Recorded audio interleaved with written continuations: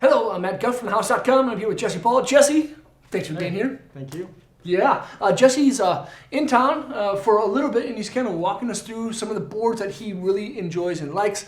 This is the 2018 Craft, a board that's been in line for quite a long time. We've always sold it here at thehouse.com. What can you tell me about this deck right here?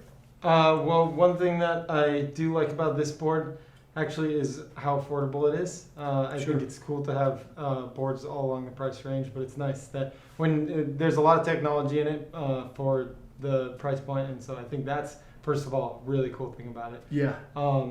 Secondly, it's an amazingly fun board.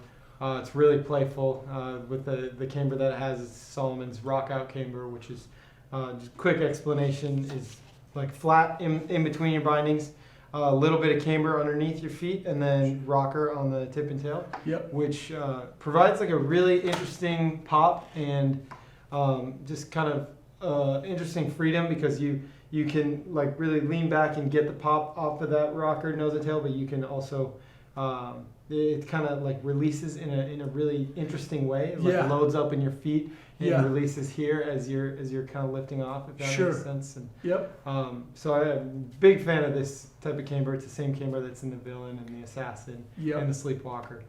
So Salomon uses it a lot. It makes sense because it's fun. It's great. And I rode rails a lot on this board. But it's also really good in powder because of that camber. Like all those boards with a rocker on the nose and tail, it really allows you to kind of float a little bit easier. And another interesting thing about that camber, but also this board specifically, is that it kind of feels like the pop kind of feels like a skateboard. Like it almost feels like you're riding a smaller board, because when you're just riding flat, your contact points are kind of here, so it's like you can like get like a really quick snap, where a lot of times you kind of have to wait for a pop to go all the way through the board. So really snappy and quick, and this board's really light, so that helps with that.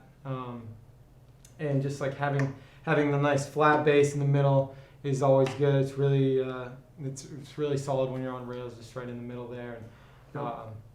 And like I said, the camber under feet, it's like a really good, it gives you a little extra power in turns and stuff like that, because it's kind of like, the energy in a snowboard is in the camber, especially for positive camber. And when that energy is right underneath your feet, you can really feel that, and it gives you a good feel. And you're right though. How about how quick that ollie snap is on the rock out camber from Salomon's. Like you don't have to wait for that whole tail to like load up. If you want to snap like a quick ollie, it's like, because that camber ends right there, that positive camber ends like right behind on the lateral side of your feet. You just like snap it fast.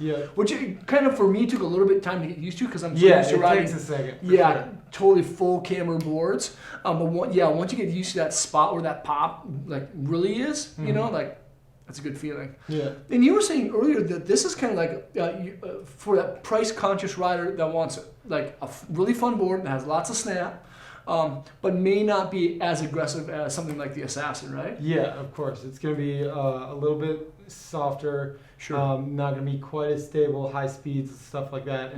And a board like the Assassin is a board that you can take to Alaska. You can take like to some really gnarly terrain. And this board you could ride out there. I mean, like Hans Mindick in Reckless Abandon, he was doing a lot of Japan powder riding. And they went to Alaska, and he was riding on the Craft. Cool. And so it's manageable, definitely. Especially if you're not like a super big person. It's really manageable in that kind of terrain. But if you're looking for like some like really aggressive, more backbone, then that's going to be like the Assassin, something like that. But but this board, just as a result of that, it makes this board really nice for bringing it to the park too. Like you can handle that stuff, but like for me, that's why I like. You rode that soft. And, it's fun and poppy, and that camber really like allows you to like get your board underneath you, or like kind of pop it up quick. So things like doing hand plants and laybacks, stuff like that. Like your board can kind of just like let go sooner than if you had a different call. Board. So things like that is pretty fun. Yeah, because on the hand plants, that's kind of a weird feeling where you have to like, you're kind of like waiting for your tail to release. Yeah. You're like, oh. This one you can kind of like get gets you a little deeper, a little sooner. Kind of. Yeah. Good call. I didn't even think about how that would feel. Yeah. That's cool. Yeah. So probably the first trick I'm going to try on one of these crafts is probably going to be just my backside hand plant. That's a good idea. That's it. Melon. For that. I still got to get my frontside inverts down. Yeah. Do you have those? I very rarely. I still have trouble with those sometimes. That's such a cool trick. It is. If I can do this, how about let's make a bet. We're making a bet right now. By the end of the season, who can frontside invert on a craft first owes the other a burger. Okay, that sounds good. Deal. All right. Let's do it. That's it. We got a veggie burger for me. Yeah, veggie burger. I'll eat a veggie burger. Yeah, that's sure. Good. Why not? Veggie burger. Cool. There you have it, ladies and gentlemen. This is The Craft. That's Jesse Paul. Dude, thank you so much for being here. Of course. Frontside invert challenge against Jesse Paul. When does it start? Look out for it. Because you might be on snow before I am. Probably will be. I mean, so I guess I just have a head start. I guess.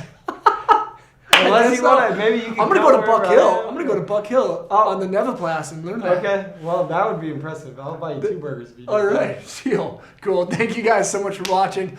Leave a comment or question if you happen to have one specifically for Jesse. I'll do my best to get the questions to him. And remember to subscribe and stay tuned for a future update on a frontside invert challenge. Check out. Yeah, buddy. Peace.